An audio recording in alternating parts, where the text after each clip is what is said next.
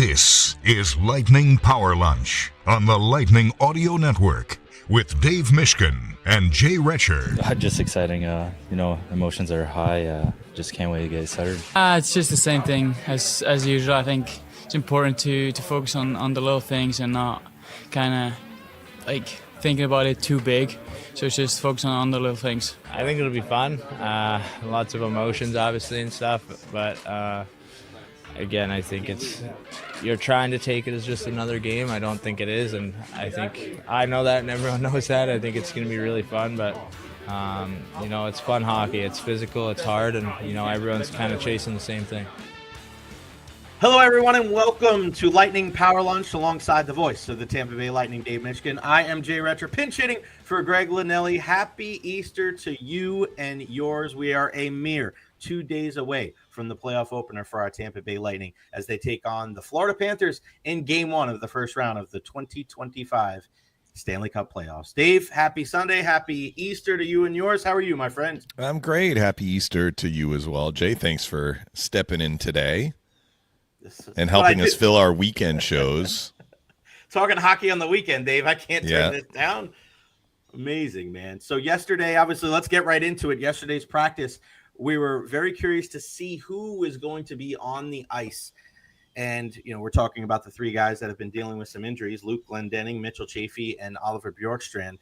We'll start right off the rip from what John Cooper said actually after practice yesterday, and that was Oliver Bjorkstrand being out for this entire series against the Florida Panthers. Dave, I've been down there multiple times since he got injured. Haven't seen him once down there. Usually if a guy is kind of day to day and, he'll be around, he'll kind of be straggling around the outside and he'll just be, chomping at the bit to get back in there. We haven't really seen much of Ollie at all. What does that do for this team as we go into this round against the Florida Panthers, not having a guy that they were really counting on as a middle six forward and also on that power play unit?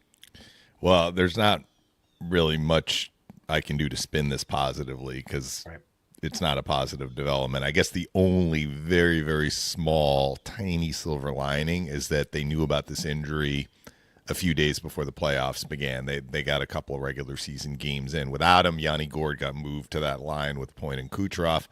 John Cooper mixes up his lines fairly regularly, so I don't know if what's going to start the series is going to stay through the series. But they've had to kind of go back to the drawing board because they knew this was not going to be a short-term thing. It was announced immediately, week to week.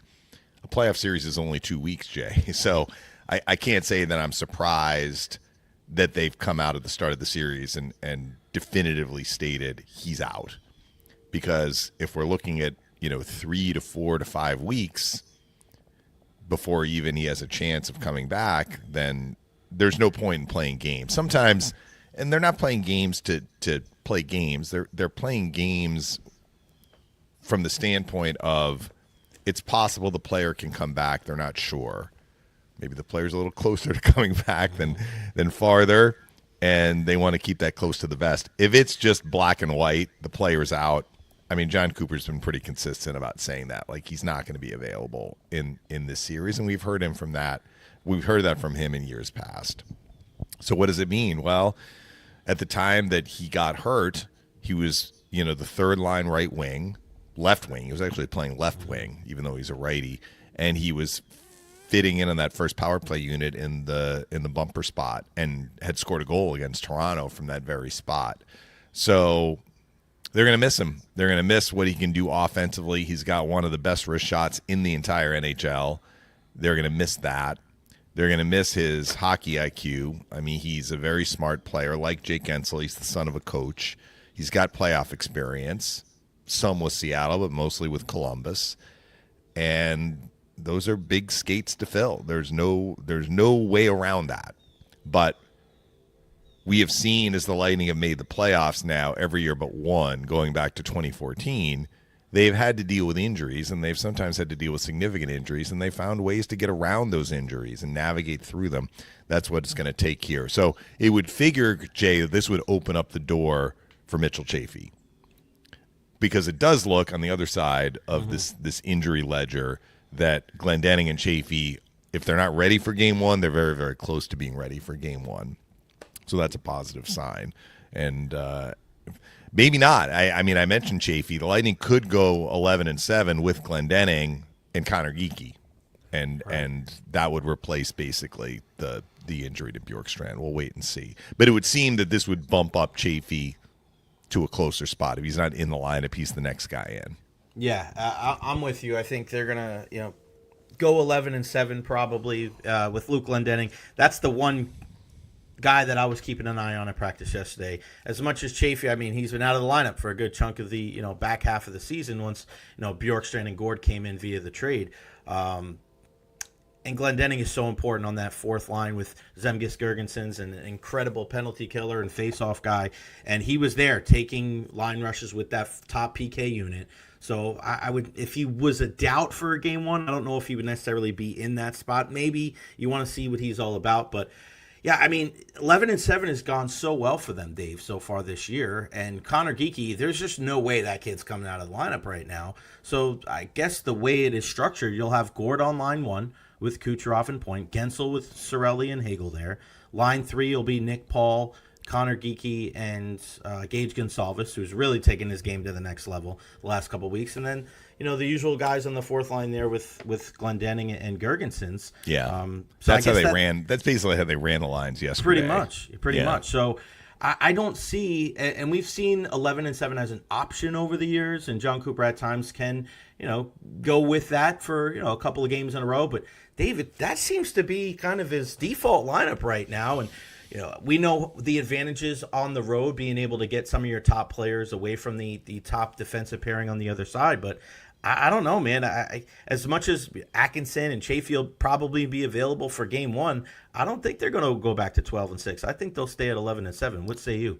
Yeah, and I was mentioning Chaffee if Glendening couldn't play. Right.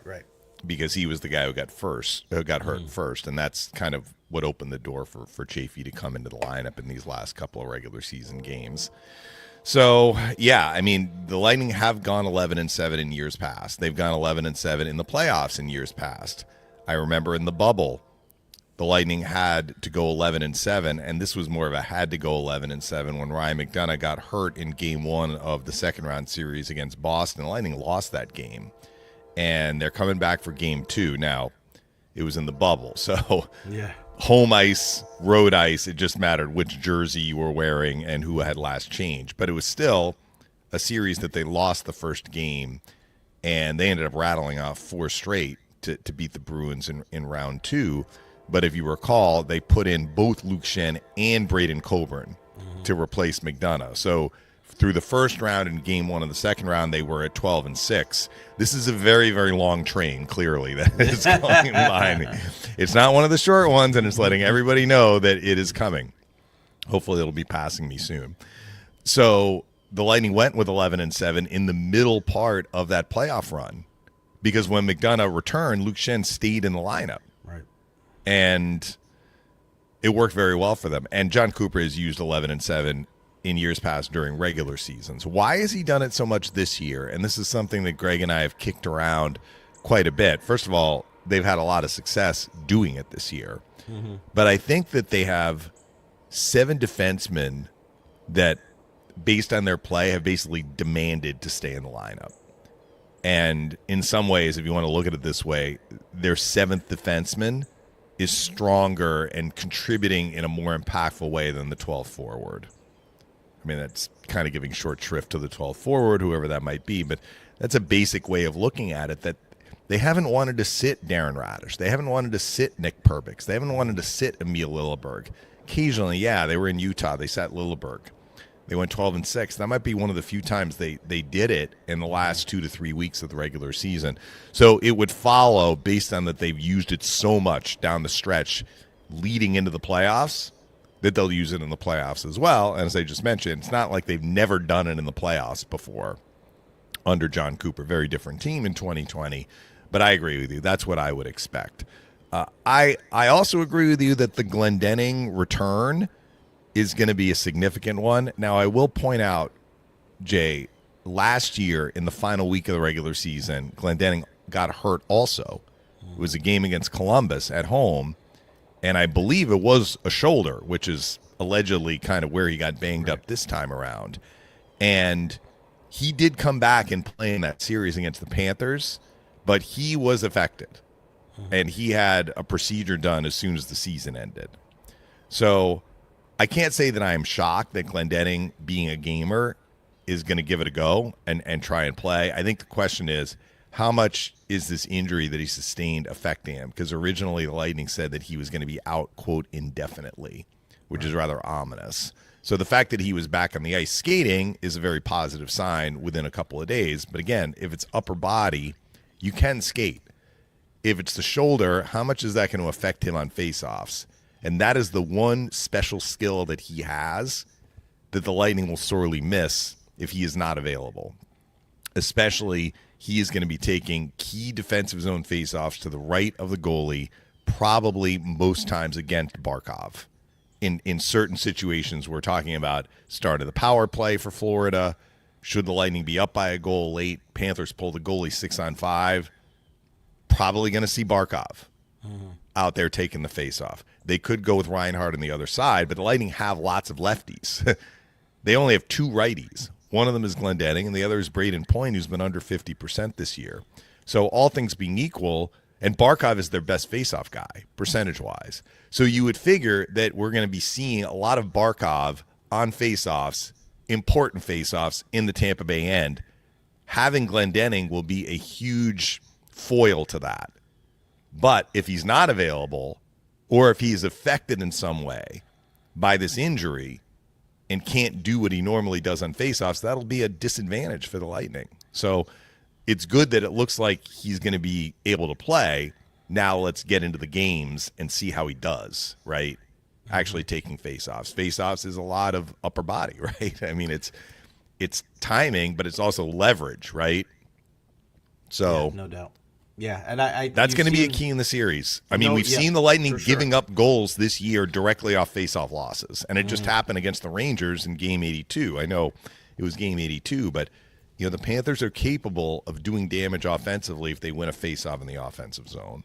Yeah, and this game is going to come down to this whole series is going to come down to the fine margins, Dave, right? The little things, right? Winning faceoffs, getting the puck out of the zone, getting the puck deep, right? It's going to come down to when you have 2 teams that know what it takes to get to the top of the mountain.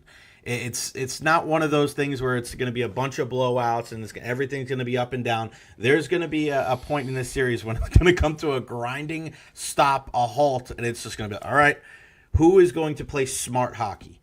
It's going to be physical. There's going to be a lot of skill out there, but who's going to make the smart plays? And who's going to do those little things? And you're right. I'm with you with Glendening. And we even see him at times in the offensive zone, right? When they pull the goal, sometimes they'll have Glendening out there to take a draw. And if that's your thing, and you're not playing a ton of minutes, but when you are out there, they're very important minutes. If you're compromised at all with an upper body injury and you're not able to bring to the table what the Lightning have expected you to do all year long, that's not just going to compromise him as a player, but compromise the team as a whole. Other guys are going to need to step up in that situation. Who would you go to, Dave? If let's say Glendening can't take a draw in that aspect, in that spot, who do you go with in that spot? Because as you said, Pointer's really the only other righty, and he's not the greatest guy in the faceoff circle there. So I think if Glendening is in the lineup, they are going to go to him, right? Because he has enough, tricks in his bag that maybe he can, you're probably still better off having him take the face-off on his strong side. And again, these are face-offs to the right of the goalie, where Glendening as a righty is on his strong side. Again, we've gone over this for the fans who listen to the show regularly. The difference between being on your strong side and your weak side is a significant one, because the official on your strong side is standing next to your stick blade. On your weak side, the official is standing next to the shaft of your stick, and if you're going to win a face-off conventionally, the official is in the way where the shaft of the stick wants to go. So if you're going to try and win a face-off conventionally, pulling it backwards, you're just going to have less leverage because there's a guy in the way, right? It becomes harder to exert as much force. So your other options are to do the Sidney Crosby move, and Phil did this too, which is try and win it on your forehand and sweep your stick blade through the dot so the shaft is moving away. But it's hard to win faceoffs that way. Yeah. Most players have a harder time winning them on their forehand because it takes a little bit longer usually to get your stick blade through the dot. Or, and this is something Claude Giroux has started, and we see other guys doing it. In fact, Yanni Gourde and Nick Paul have both done it at times, is turn your stick around.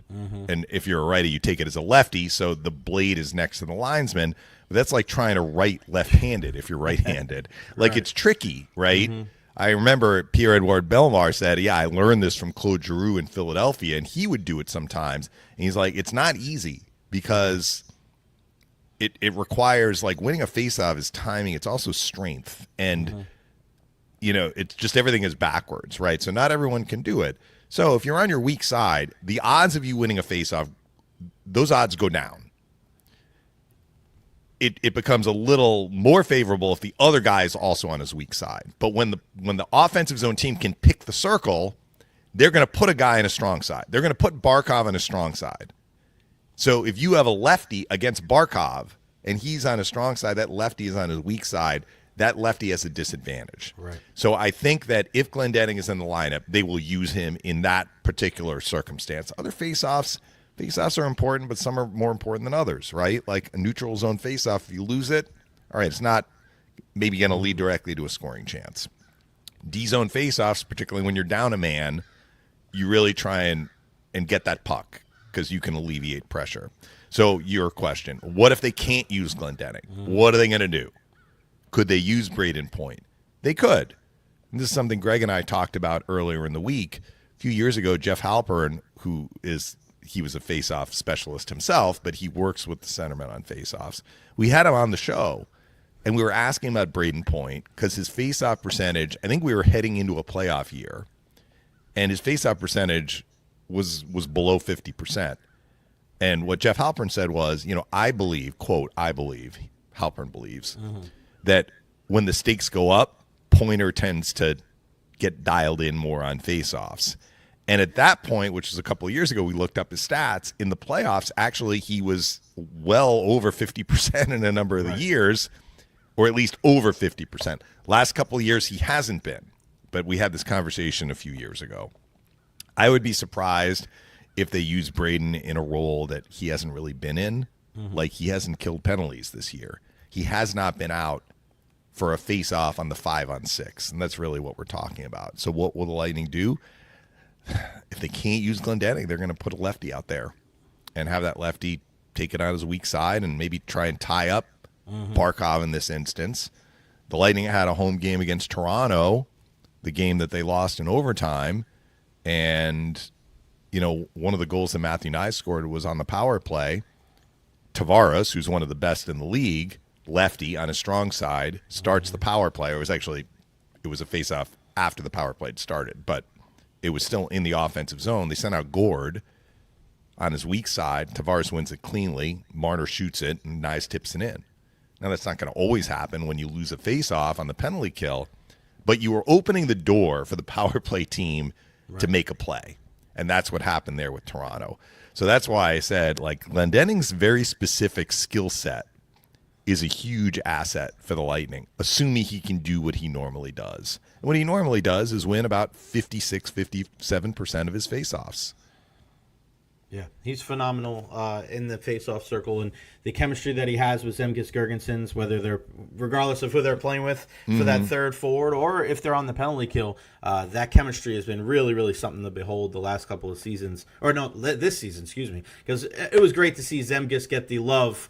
Everybody stick tapping him yesterday after practice. First time making the playoffs. It's got to be something special. Well, the clips that Steve played at the start of the show, we had Girgensons, we had Moser, and we had Geeky.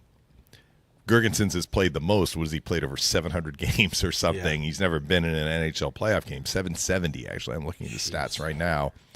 But, you know, Moser's never played in an NHL playoff game. Shorter career at this point. And, of course, Geeky's in his first season. So all three of those guys are going to be making their NHL playoff debuts. Yeah, that's on pretty Tuesday. cool, man. I want to ask you this, Dave, because I got a chance to talk to J.J. Moser a couple of days ago. It wasn't yesterday. And I said, what about this team sets you guys apart from everybody else? And how do you have to play coming down the stretch here as you guys try to make a long postseason run? Because, you can ask Point and Cirelli and you can ask McDonough those questions, Dave, and they know what it takes, right? It's about keeping the puck out of your own net and, being strong defensively and being tough-minded and understanding you got to be even keel. Don't get too high, don't get too low. Those guys know because their name's etched on the Stanley Cup. But I wanted to pose that question to a guy that doesn't have that feeling, doesn't understand what that taste of the cup is like. And he said, I feel like we have more skill than anybody. And I sat there and I listened to him say that, and he's like, there's only a couple of teams I feel like that can go toe to toe with us when it comes to skill. And he said, Toronto and Florida are two of them, but also out west, looking at Colorado and Vegas. Mm-hmm. And I didn't want to judge him in that mind because I knew I was thinking to myself, I'd rather you say will than skill because it's going to get tough. But there is also something to be said about how good this team is when it comes to the talent level of the guys that they have. It's what can they do with that when the going gets tough? What can they do when they're going against a team like Florida that is going to be able to throw out the Barkovs and the Tkachuks and the Reinhardts of the world?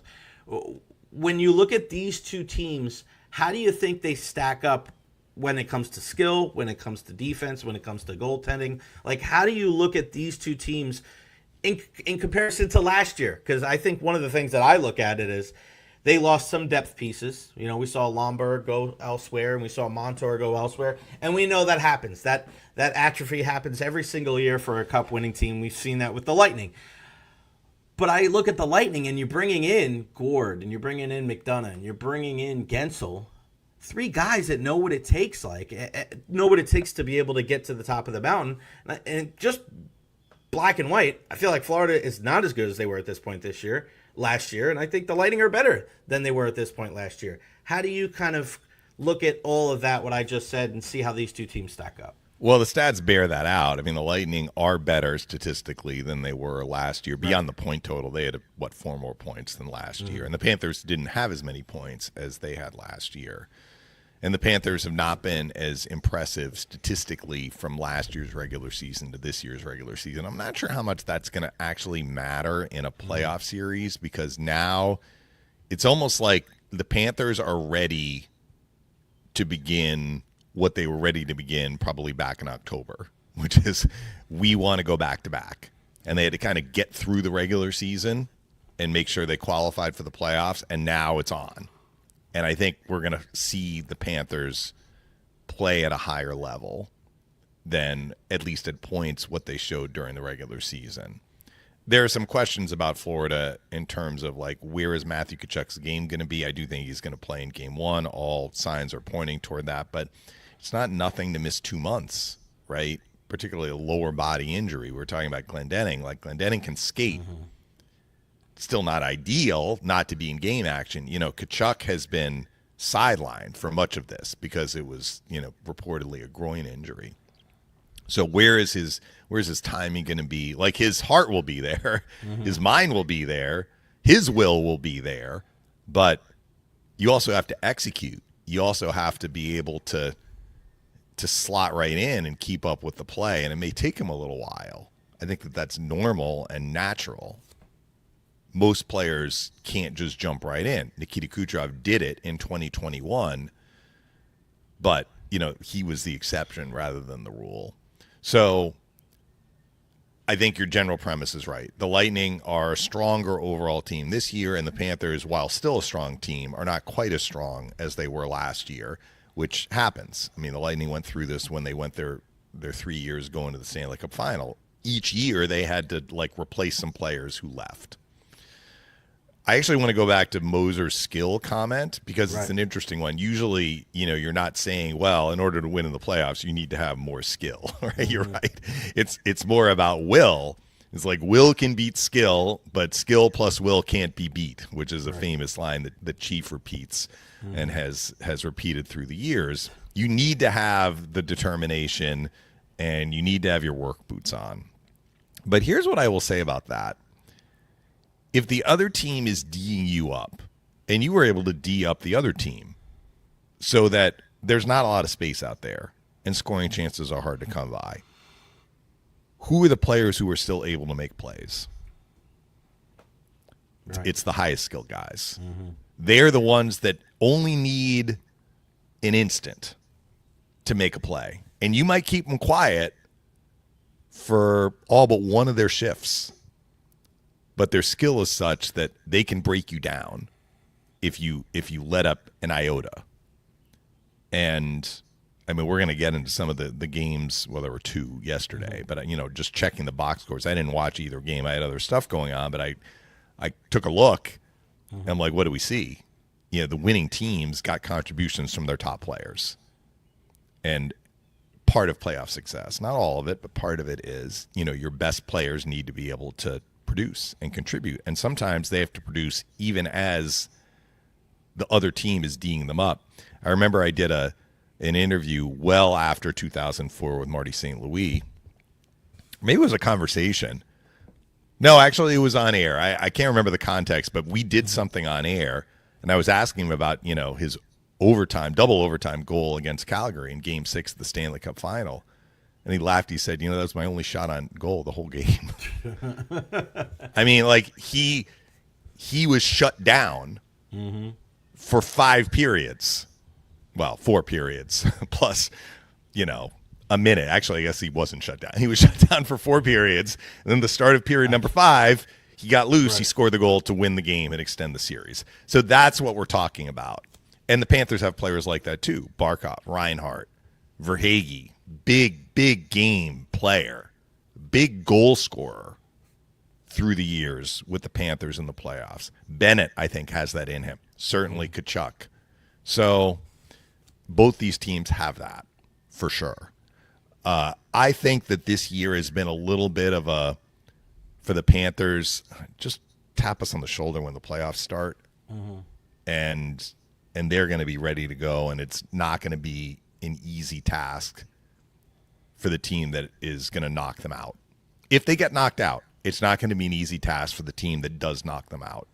So that's why this is going to be a challenge for the Lightning. I'm not sure if that really covered your questions about. You're on it. Did you take anything away from that last regular season game? Because John Cooper was gonna say no. And a couple of things. You mean against the Rangers or against the Panthers? Against the Panthers. Game 82 is game 82. They were just guys were skating around trying not to get hurt. I didn't care what the outcome. I was just looking at the injury report at the end of the game. As long as it was a clean sheet, we're good there. But did you take anything away from that game against the Panthers? Because Seth Jones is the guy that sticks out to me. He was the guy that they got. I don't necessarily, easy, flimsy turnover that he had that led to, I think it was the Kucherov goal. And I go, that's not, Paul Maurice is not going to like that. For all the great things that Seth Jones has been able to do in his career in all-star games and the way that he can skate, I mean, in his defensive zone, you're going to need to prove that you can play a hard-nosed type of game if you're pinned deep in your defensive zone and not turn the puck over like that is going to automatically end up in the back of your net. I didn't like what I saw from Carter Verhaeghe. He was getting out-muscled multiple times on the puck. And, again, there's going to be a different intensity in the playoffs, and I know Carter Verhaeghe has come up with some big goals for the Florida Panthers. But that, and then also the play of Connor Geekie, those 3 guys were 3 guys that I kind of kept an eye on. I said, all right, well, we'll see if that can translate to the postseason. Fully understanding, Dave, that there's a different energy and emotion component that we're going to see Tuesday night. But was there anything that piqued your interest, stood out to you about that regular season game that could maybe be a slight foreshadowing of things to come? No, not really. I mean, first of all, the Panthers were kind of where the Lightning were in Game 82. Mm-hmm. For them, that was Game 82, and they were locked in at third. They were resting a bunch of their key guys, including Barkov, Reinhart, Forsling, and Anton Lundell, who's a very important player on their team. None of those guys were in the lineup. They didn't have Bobrovsky in net either. So, first of all, I don't think that they were playing with any high level of intensity. And when you don't play with high intensity, you're more likely to have those sorts of mistakes or lose puck battles, for example, that you noticed. The second part of this is that I'm not sure, even when a team is not playing Game 82, what happens in the regular season between two teams doesn't always tell us what's going to happen in a playoff series. Right. I mean, we've seen lots of examples of this. 2019, the Lightning swept Columbus during the regular season series, and Columbus punched the Lightning in the mouth in game 1 of that series and rode that momentum to a 4-game sweep. 2018, Lightning saw the Devils in the first round. The Devils swept the Lightning in the regular season series. There was chatter about that. It's like, the Lightning are the 1 seed, but the Devils beat them 3 times. What happened in that series? I mean, it was a pretty lopsided series. The Lightning won in 5. And we've seen it in the other direction as well. I remember in 2014, the Lightning got swept by Montreal in the first round of the playoffs, where they went 3-0-1 against the Canadiens during the regular season series. So again, a playoff game has a life of its own. A playoff series can take on a life of its own, independent of what may happen during a regular season series. So I wouldn't read too much into that. Now, what I will say is Verhaeghe has had an off year. I actually don't know his numbers off the top of my head, but I'm going to look him up while we're chatting, because I have seen his name mentioned as a guy is like he's going to need to pick it up in the playoffs.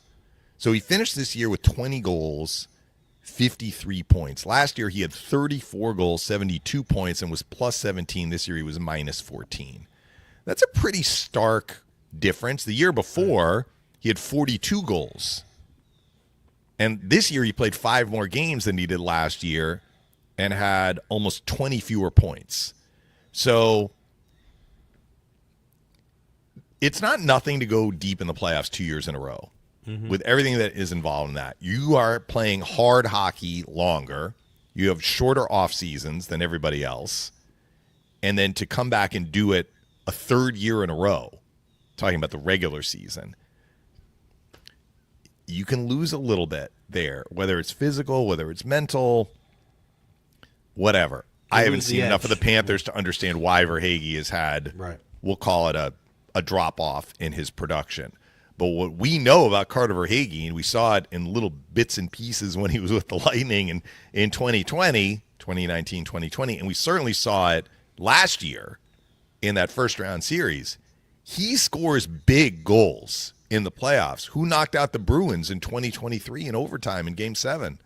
Carter Verhaeghe. He's had a knack for scoring playoff overtime goals for Florida. So, again, how much are we putting into this regular season? I don't know. You mentioned Seth Jones. Seth Jones had some pretty good runs in the playoffs with Columbus. I mean, he was their main guy, right? He famously scored one of the biggest goals in Game 1 of that 2019 series. So he's really excited to be back in the playoffs, I'm sure. And I would expect that, he's going to play pretty well. Yeah, I think to be fair, that was 6 years ago, and Seth Jones. It was 6 years ago. He did not look like the Columbus Seth Jones in Chicago the last couple of years. So that's why I consider don't know. The team around him though too. But you contribute to that as well, though, right? I mean, fair enough. If you're counted on being one of those big guys, and it's on you to be able to kind of bring those and usher those young players along. And watching some of those Chicago games this year, I mean, regardless of who's around you, if you're turning the puck over in your own zone and you're counted on as a veteran defenseman, I bring that up, Dave, about Seth Jones because I've watched Chicago this year for a multitude of reasons. Connor Bedard, seeing what's going on in that situation. And he did some of those same things for Chicago this year. And I go, all right, well, when I see it in Game 81, I understand the energy is a lot different. You would think things will be a little bit more buttoned up in the postseason. But to me, that wasn't, you said the exception to the rule. That wasn't an exception. That's been a little bit more of a rule from what I've seen from Seth Jones. Yeah. We'll see if it, works in the Lightning's favor in the postseason. And look, as it relates to Florida, so they acquired Seth Jones, and within a week or whatever it was, Ekblad gets this 20-game suspension. So now all of a sudden Seth Jones is playing more significant minutes. I mean, I don't think the Panthers were in jeopardy of missing the playoffs. No. Without losing Ekblad wasn't ideal. Having Jones there without Ekblad helped. Right. But they were in good shape, and they knew that they were getting Ekblad back starting in Game 3 of the first-round series. That'll be the case. But I think there are two kind of moving targets here that we're going to see unfold in this series. First of all, where's Ekblad's game going to be? after missing basically the same amount of time as Tkachuk. Now, he's been able to skate, but it is different. It's different skating as opposed to being in a game. So he is going to come in game 3. Where is his game going to be? And what is his role going to be? Like, he and Jones didn't have a lot of time in the lineup together. Who is going to be kind of the alpha, on that right side D? How are they going to work that? The second part is,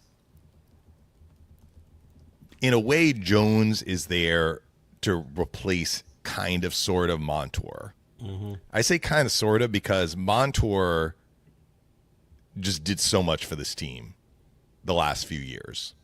I think Montour did more for the Panthers than what they've asked Jones to do since Jones arrived in Florida. Right. But also, remember, Montour had been with the team. There was a time when Montour joined the Panthers, he was not their number one power play defenseman. By the time we got to last year, he was. He had supplanted Ekblad as the top offensive defenseman on that team. In other words, he evolved into one of their most important players on the Panthers and one of their most important players on the blue line, maybe second to Forsling, who's their best overall defenseman. And how did they get him? Exactly. Right? Bill Zito deserves a lot of credit. I think Zito had crossed paths with him in Columbus, because I think he'd been in Columbus and Carolina. Right. They got him on waivers. I may not be remembering that right, but he scouted him, right? Yeah, he got him. He saw potential there, and certainly Forsling has realized that potential. But as it relates to, like, you asked the question, where are the Panthers vis-a-vis their situation last year? Like, the Montour absence that's a huge hole for them. And they've tried to kind of compensate for that, whether it's giving Ekblad more before he got suspended, bringing in Seth Jones, who is last few years notwithstanding, he's still a very well-regarded defenseman, right? And I think he is going to help their team. Having Seth Jones in the lineup for the Panthers is better than not having Seth Jones in the lineup. Right. Whatever you want to say about him as far as where his game is at right now. But are they going to be able to kind of throw at the opposition what they're able to throw at the opposition with Montour? I think the answer is no. So if the answer is no, how do they work around that? And who is going to kind of fill the shoes that were vacated by Montour's departure? And that has kind of been an all-season experiment for the Panthers, kind of like the power play for the Lightning has constantly been kind of evolving, and they're trying different things, right? The other part for the Panthers is they lost, I mean, you mentioned Ryan Lomberg. They lost their whole fourth line last year. Right. And maybe maybe the key guy on that fourth line is a guy who's like, who's he? Another guy that Bill Zito knew in Columbus, Kevin Stenlund. Mm-hmm. Kevin Stenlund was a key part of their cup run last year. He was great on faceoffs, righty centerman, right? So they have Barkov. They had Barkov last year. They still have him. Great on faceoffs on the left side. Stenlund may have been their best faceoff guy on the right side. He was their Glendening. Mm-hmm. He was taking penalty kill faceoffs. He was taking faceoffs 5-on-6. He chipped in offensively. I think if you look this year, he went to Utah as a free agent. For much of the year, he was like at 60% on faceoffs. I mean, he was one of the top faceoff guys in the NHL. So you may be like, fourth line, what does it matter? Like, it matters. Yeah, it matters. Does. You're right, Jay. Every little detail in a playoff series matters. And so Nico Sturm is very, very good on faceoffs in his own right. He played against the Lightning for Colorado in 2022, but he's a lefty. So, again, like, they're kind of set with the lefty centerman. What are they going to do? You know, the Lightning on the power play. We talked about the Panthers on the power play. The Lightning start on the power play. We've seen Jake Gensel take the face-off to start the power play. Why are they doing that? Because they want – it's not so much that they want Jake Gensel to take the face-off sometimes, or they'll send Cirelli out. Why are they moving the face-off to that circle? Because they want the other team to have to put a righty out there. Right. The righty is less strong than the lefty. So if they have Braden Point take the face-off to start a power play, the other team will put the lefty out. Or maybe if they don't have last change, the penalty kill team will just put the lefty out, and the Lightning will adjust and be like, all right, we want this lefty on his weak side. We're going to have Gensel take the face-off. So we've seen that. That's one of these like cat and mouse coaching, situations. So like we kind of covered a lot of topics there, but missing Montour, missing Stenlund, missing the rest of the fourth line. What are the Panthers going to do to compensate for that? They are hoping that Jones will be a big part of their solution, but it remains to be seen. And expecting him to do everything that Montour did is unreasonable. He's not the same player, and he hasn't been on the team as long. Yeah, and that's why, Dave, and I understand what we just spoke about the regular season and the postseason is a different ball of wax. But I think if you just start looking at it's hard because how much do you add in the intangibles? How much do you add in the experience? Because it's really unquantifiable. You can't really put a number to the importance of that. But when you just look at some of the things that we just articulated, like Tkachuk coming off of an injury, Ekblad coming back after being offered, like there's a lot of things that are not in the Florida Panthers' favor going into the series, right? You can't totally ignore that they're the Stanley Cup champions last year, but that was last year. This year's team, it's not going to matter, right? People aren't going to be like, right, you're going to get an extra goal because you won the cup last year. Your guys have to go out there and play. And Dave, you and I have gone back and forth, and I think there's a lot more question marks for the Florida Panthers than the Lightning going into the series. Do you agree with that? Just based on, not including their experience and the impetus that they get the benefit of the doubt because you're the champ until somebody knocks you off. But I'm just talking about the way that this 2025 playoff roster is constructed. I feel like there's more question marks going into the series for the Panthers rather than the Lightning. I think it's an even series. Mm-hmm. I think the questions, like the Tkachuk question, will get answered pretty early in the series. Where is his game at? If his game looks great, I think that question is answered. If his game is building, then the question will linger until his game is where it needs to be.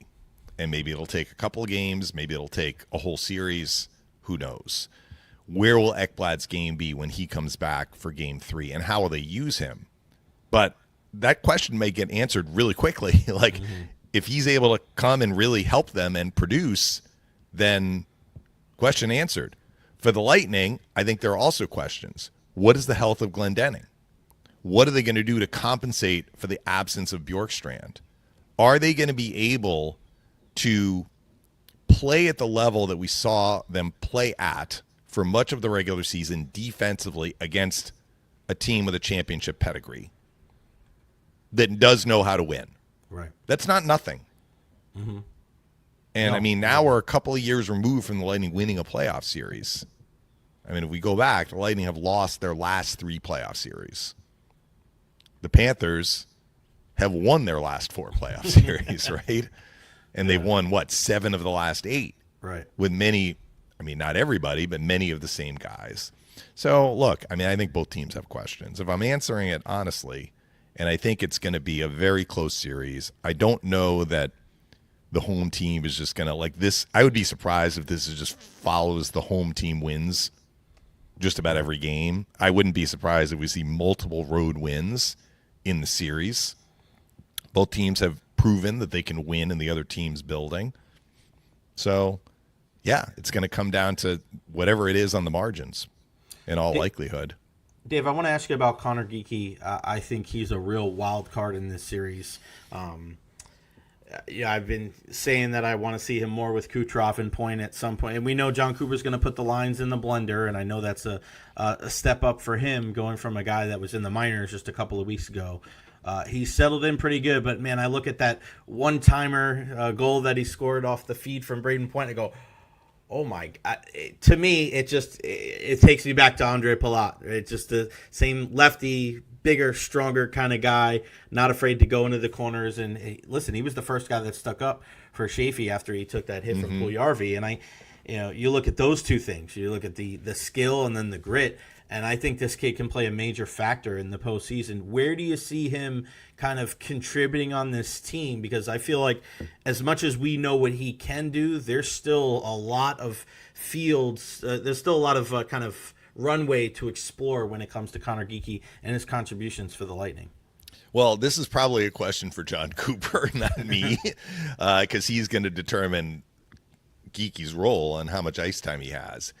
My opinion is, I think the Lightning, as a coaching staff, the Lightning's coaching staff will use him conservatively, just because this is his first playoff, and there was a reason why he was sent down to Syracuse.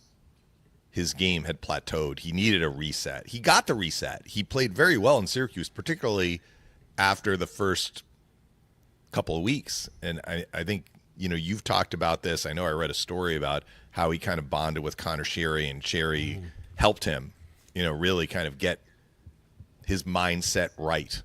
And then his game took off.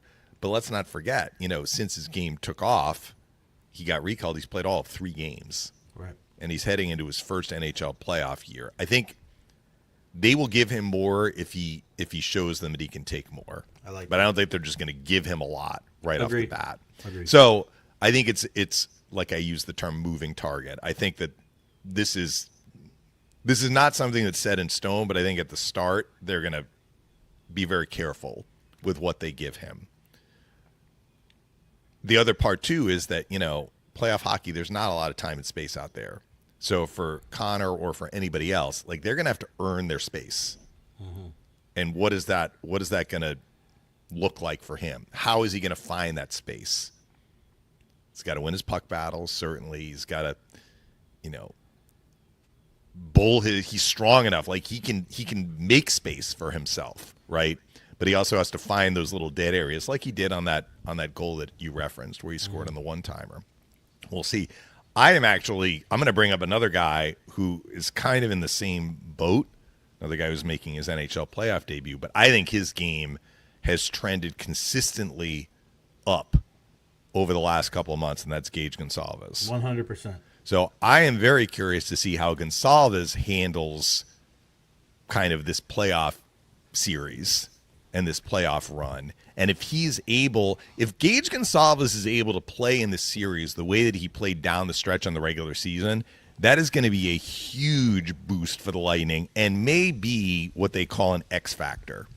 Because I can assure you, Jay, the people who are looking at the series from the outside are not giving any kind of significance to the role Gage Gonsalves can have on the Tampa Bay Lightning, because they're looking at his stats and they're like, yeah, he's an NHL rookie, and he's third-line guy, and he's chipped in some goals and points here recently, but like, he has driven play. He has driven play, and he is not going to be getting the matchup assignments from the other team. That's going to go to Point and Kucherov, Cirelli and Hagel. I mean, Cirelli and Hagel are probably going to be seeing the Barkov line. Yep. But when the Panthers have last change, the Barkov line might be seeing Cirelli and Hagel. Mm-hmm. I mean, we'll see how they match up. Barkov and his line mates, they are kind of the Cirelli line for Florida because they are so good defensively. Barkov's won the Selke Trophy. Maybe they put the Barkov line against the point line when they have a chance to set the matchups. What does that mean for Gage Gonsalves? He's going to be seeing other guys. Yeah. What can he do with those matchups? Mm-hmm. He's playing so. So here's the difference, Jay. Mm-hmm. I think Geeky found his confidence in Syracuse, but he needs to find that confidence at the NHL level. I think he's got more than when he went down, but it's early days since his recall. I think Gonsalves has it. Gage Gonsalves now looks like a guy's like, I know what I can do at the NHL level, and I'm doing it. Took him a little while. It's like, you don't want to make mistakes. Gotta kind of like, can I play here, right? Do I fit here? That process has passed. Now he believes I can play. Well, once you believe that, you're like, okay, well, let me dip into my bag of tricks. Mm-hmm. What can I do well? I can facilitate, I can skate, I can win puck battles, I can shoot. I'm having success doing these things at the NHL level. That's where his confidence is really like skyrocketed. Yeah, I'm with you on the Gage Gonsalves. I've gotten a chance to talk to him. I told him before game 59, I said, hey, it's game 59. You got to score a Gensel goal. And he goes, I got to beat him 5-fold. I go, yeah. And he did. And he scored 2 goals that game. But, and I agree with what you're saying, but it's different come postseason time, right? So that confidence level, he's got to be able to replicate that in the playoffs. That's why I said well. I'm curious. Yeah, I'm curious exactly, to see it. Exactly, because you see, and you're right, he's driving play. He's a really good playmaker, and I think it's going to come down to the assertion. Are these guys assertive when they're in the postseason like we've seen in the regular season? If they can do it, they're going to need that, Dave. I think you and I can both agree. There's a lot of talent. There's a lot of skill. There's going to be a lot of probably canceling each other out. We know that guys like Luostarinen and Lundell, like, they're not, the moment's not going to be too big for them. Their third line is going to bring their lunch box, and they're going to be ready to go, just like we saw with the Lightning, 19, 20, and 21. So I think you and I, maybe we can agree on this, like, that third line, right, when it comes to Geeky, Gonsalves, and I'm not worried about Nick Paul, but how that third line kind of asserts itself could kind of tip the scales either way in this series. Yeah, so, I mean, there are a lot of cliches about playoff years and playoff series, and one is, your best players need to be your best players, and we touched on that, and I believe that. Like, hard to win a series if your top guys are right. really suffocated and unable to do much offensively. But we also hear, like, the top players sometimes cancel each other out, so the balance is tipped based on who's contributing in terms of depth scoring. And I guess all of that is true. You can kind of cherry pick into a game and be like, oh, well, Winnipeg got 3 points from Kyle Connor, so that was really important for them. That's true. Colorado got 3 points from Nathan McKinnon. That was really important for them. But also Charlie Coyle scored, right? That was a blowout win for Colorado. At least they pulled away late. Yeah. So maybe that's not a great example because Coyle scored the 5th goal. But sometimes you see both, right? Mm-hmm. Yeah. It's funny because sometimes you could be like, oh, the young guy, he just doesn't know any better. So look at his naivete, He pays off. And other times, like, man, this moment's too big for him when he's just going up against a good team. So that's that's actually a great way of looking at the Ottawa-Toronto series, right? Which I believe gets underway tonight, right? Tonight, yeah, because you have a team with way more postseason experience than the opponent. But how much will the opponent benefit from that in a way? I don't know. What do you think? Do you think Ottawa gives Toronto a series? I actually do. Do because I agree with you. Brady Tkachuk, just the way that they play, they're tough. They have experience in these little pockets, right? Little pockets of experience here. Giroux certainly. Allmark, and listen. If Ottawa wins one of these first 2 games in Toronto, Dave, all of the pressure is going to be on the Leafs. And this could be their final crack at it with this group that it's assembled. And they've taken a lot of heat over the years, paying all that money to Matthews and Marner and Nylander and Tavares. And, now they made some moves at the deadline, bringing Carlo in. They seem to like where they're at in the goaltending situation. But with Craig Berube behind the bench, you can't blame Sheldon Keefe. Right? It was, it's his fault or it's whatever coach's fault. This is a big year for them. I've seen more people pick Toronto to come out of the East this year than probably the last 5 or 6 years because it's almost a if not now, then when type of thing when it comes to the Leafs. And Ottawa could be that fly in the ointment. And if Brady Tkachuk can lead from the front, he's one of those guys that if he can fluster them, Dave, it's almost a Buster Douglas, Mike Tyson type scenario and just put Toronto on their heels. Even if to me, it may not even just be Ottawa winning this series. It may just push it to 6 or 7 games. Plant that seed of doubt in there. So when Toronto ends up playing Tampa Bay or Florida in that next series, that there could be too many cracks in the armor where a team coming off of a win in this series might just kind of put their foot on the gas and take Toronto out. Well, and I think that the Leafs are going to feel the effect of Brady Tkachuk.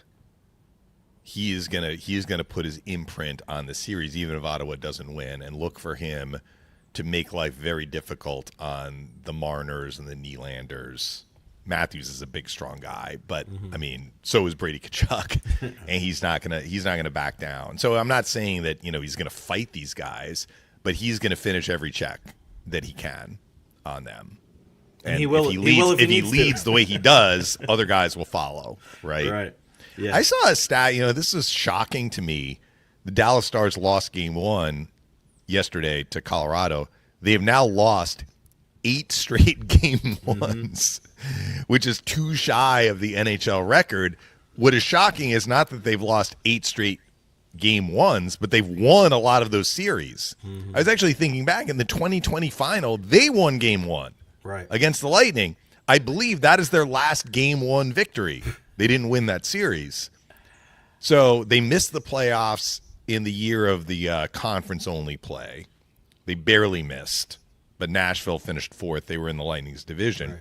So starting in 21-22, they took Calgary to 7 games. That was when Johnny Gaudreau scored in overtime for Calgary.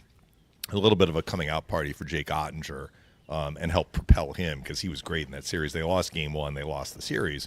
But then the next 2 years, 22-23 and 23-24, they've gotten to the conference final. So they've won 2 series in each of those years, losing game 1. Yeah. Last year they lost the first 2 at home to Vegas in the first round, came back and won the series. So they're going to have some work to do. Colorado does look deep, right? Who's got a better? And they're chance missing to win? Jason Robertson now, right, for this series, which hurts Dallas. Who's got a better chance to win their series that lost game 1, St. Louis or Dallas? Well, I honestly think either team could win. I'm not sure if I believe one has a better shot.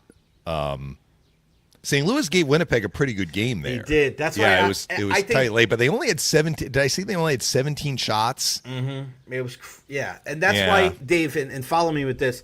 I feel like Dallas is a better team than St. Louis, but I feel like St. Louis has a better chance to win the series. I did not like Connor Hellebuck. I watched the beginning of that game yesterday, and I go, that's one thing. We talk about the difference between regular season and postseason. Yeah. We haven't seen Connor Hellebuck play the same in the postseason like we've seen in the regular season. They had the 1 year they got to the conference final and lost to Vegas. Yes, with all of those players on that team, that roster was loaded, and that was their kind of like last hurrah with that group, with so many different players on that team.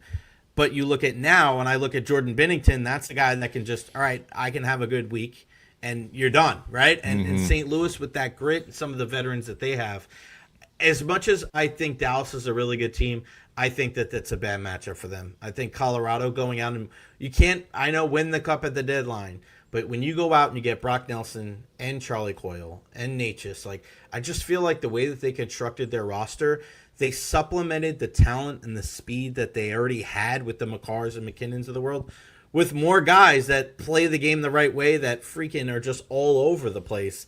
Colorado's a scary team, and they proved it again last night. I think that the problem Colorado had since winning the Cup, maybe it's not the only problem. You look at, they lost to Seattle in a 7th game. So, I mean, they could have won that game. They could have won that series. But I think that they have missed some of the depth that they had when they beat the Lightning in 2022 and won 4 rounds that year. And, credit the organization. They were able to go out and address some of that depth. I'm not sure how much that is going to be long-term depth. Some of these, maybe Brock Nelson is up after this year, right? I don't know if Coyle has term left. But at least for this playoff year, it seems like they are a way deeper team than they were either last year or the year before. Yeah, no doubt. And then Mackenzie Blackwood, they decided to just basically wipe the slate clean with their goaltending situation because Georgiev was a guy who had played like almost 70 games since he became their guy and started this year. He didn't have a good start to the year, and they were like, done.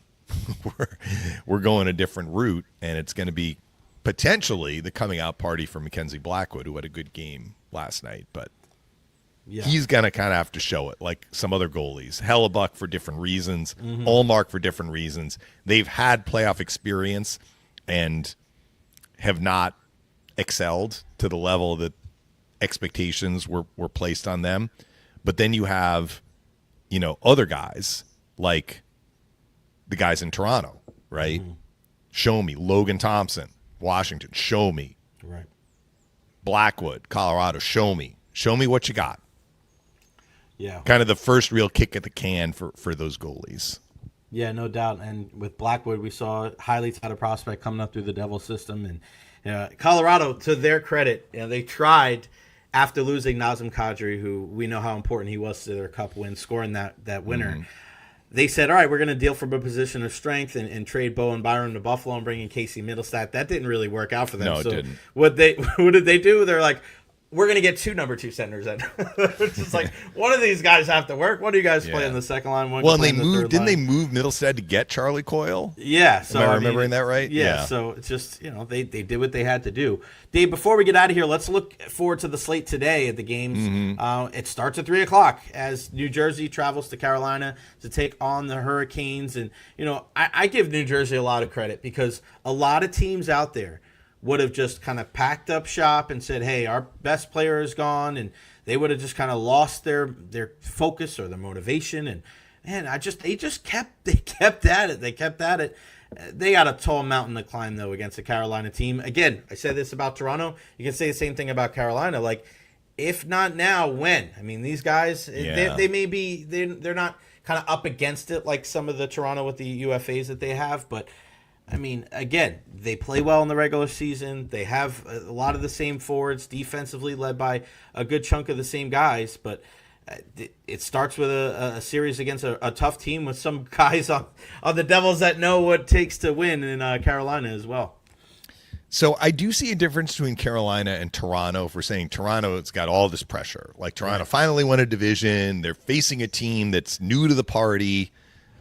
Kind of the little brother syndrome, right, which is the Toronto-Ottawa dynamic. The Leafs have a ton of pressure in this series, as much as probably Toronto has had in any series, maybe other than that Montreal series, which they lost in 2021 because they were heavily favored in that series. Carolina's a little different. So you're right. Carolina also has to say to the naysayers, we can do it. We can win a cup. We can get to a final.